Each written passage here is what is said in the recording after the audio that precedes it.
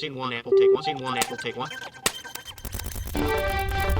Today at Chattanooga State with Lydia Franks and Ryan Marino.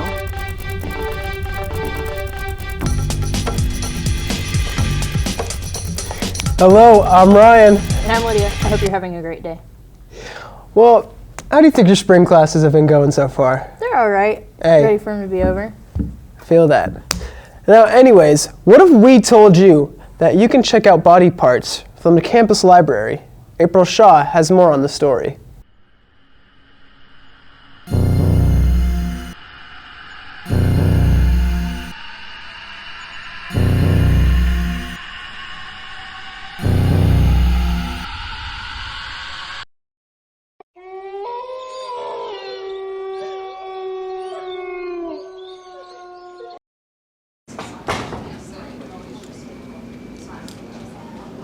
Anatomy and Physiology 1 and 2 are one of the most taken classes here at ChattState. We have lots and lots of students in those classes. About maybe 10 years ago, we were asked to have anatomy models available in the library for students. They are very, very popular.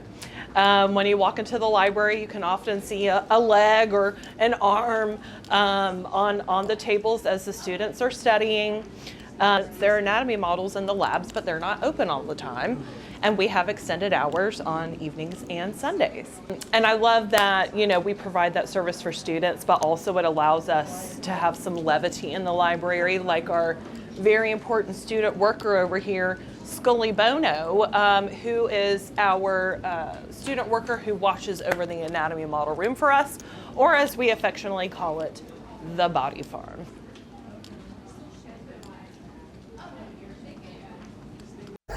With sweeping cuts being made to federally funded programs by Dodge, some important services are being affected. Lindsay Stewart has more.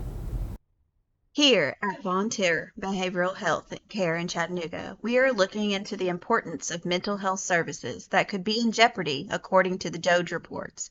Due to the expiration of federal funding, the outcome could be more of a risk for individuals with mental health. It worries me that we would see suicide rates skyrocket. We would see overdoses continue to incline. Right now, we are currently in an epidemic that is the opioid crisis. And I think that if we create more barriers for people to receive mental health treatment, the implications of that will be catastrophic. Mental illness can lead to addiction and homelessness, but who are we to judge? Mental illness is widely prevalent. Studies show that over 23% of the United States population lives with mental illness. It causes a lot of anxiety for our team and for our clients because a lot of the services we are able to provide is through that funding. So all of the different, even small things like transportation and gas cards, and then the big things like medications and like the Vivitrol shot to help with like relapse and to help with the craving, stuff like that are really essential to the work that we do. So when we're looking at the possibility of these funding, these different policies passing to cut the funding, we're looking at, the treatment that we offer getting cut down to the bare minimum. And it's already hard to work in this field. It's already hard because there is such a big need and so few resources. So seeing the resources. Finding funding for mental illness was a priority, and hoping that the SUE-ended funding can be redirected into programs to end the anxiety for many.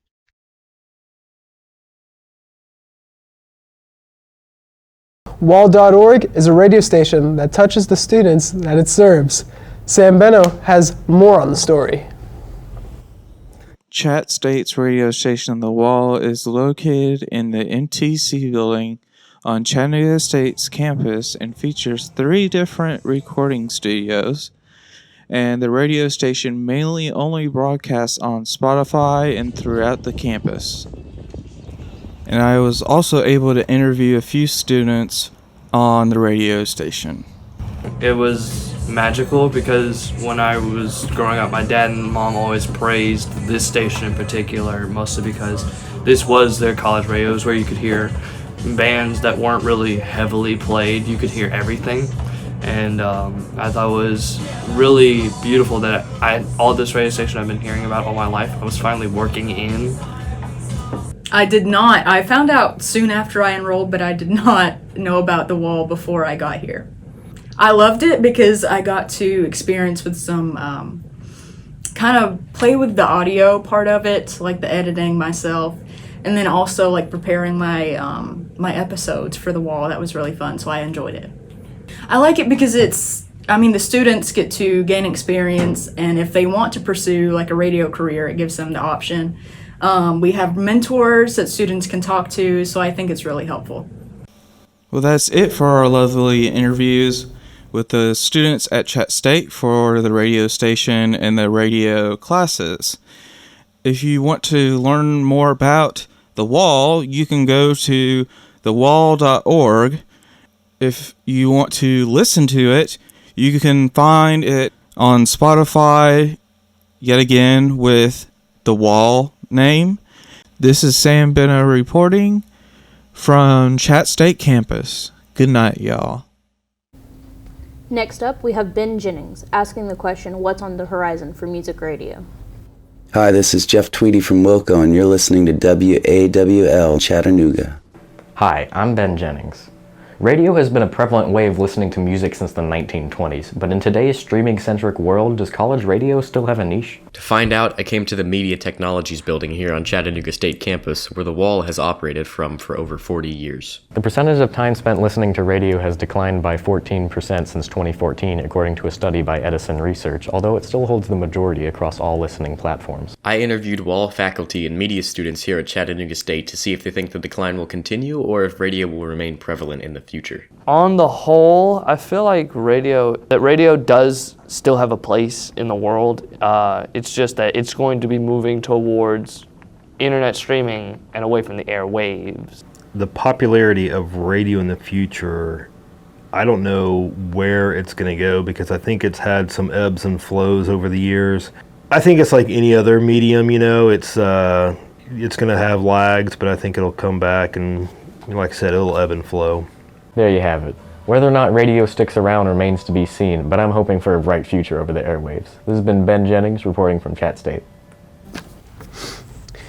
Next up, did you know ChattState has a new gallery for fine arts? Brianna Robinson and Kaylee Church went out and checked it out. Hi, I'm Kaylee. Hi, I'm Brianna.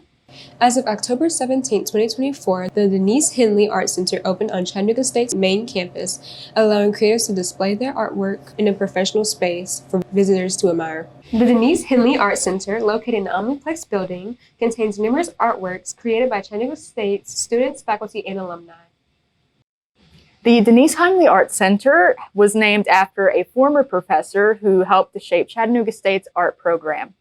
As of April 2025, different mediums are displayed in the Art Center, including paintings, photographs, ceramics, and more. It's such a great space to have here on campus. We're so thankful that we have a team and administration that supports the arts and just the creatives here on campus. And so I'm really excited to see what's going to happen in the years to come. For students and faculty alike, the center is more than just a building. It's a new chapter for the arts at ChattState.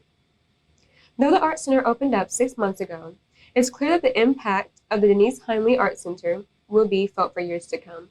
The Denise Henley Art Center is open to the public during operating hours in room Omni 130 on Chattanooga State's main campus. Last up, River Malone has an update on campus safety. I haven't really felt unsafe on campus, but in general, just always want to watch out when you're in public anyway, so. I wouldn't say I really have. It's a pretty nice campus, so I'm not really too worried about anything. I'm usually online. Luckily, I didn't know many of the buildings, but this building actually has the police in the building, so I feel absolutely safe in here. Here in the Media Technology Center, students have the luxury of a police station in the same building where most of their classes take place. We conduct patrols constantly, either by golf cart or patrol car, or by foot.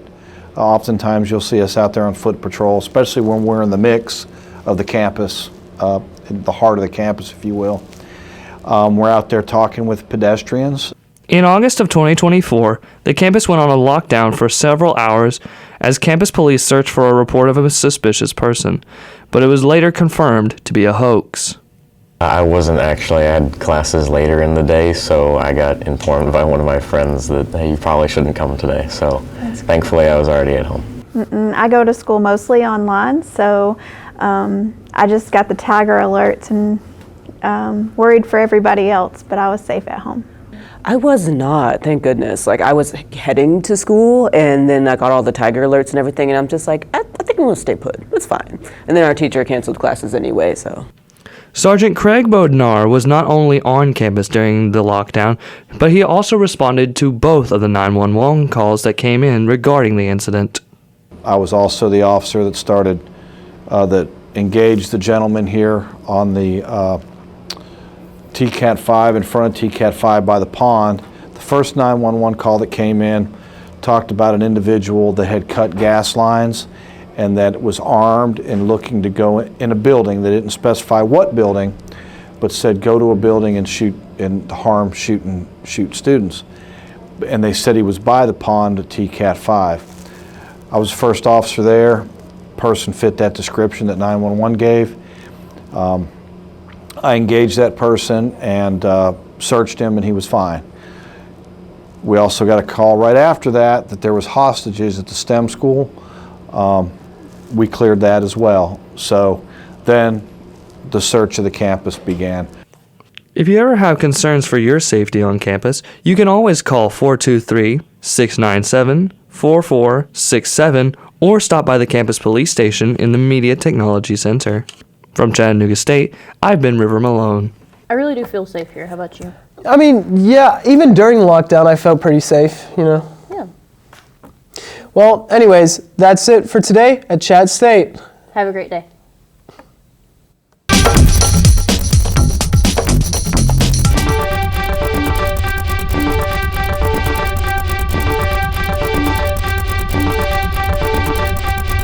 Scene 1, take 2.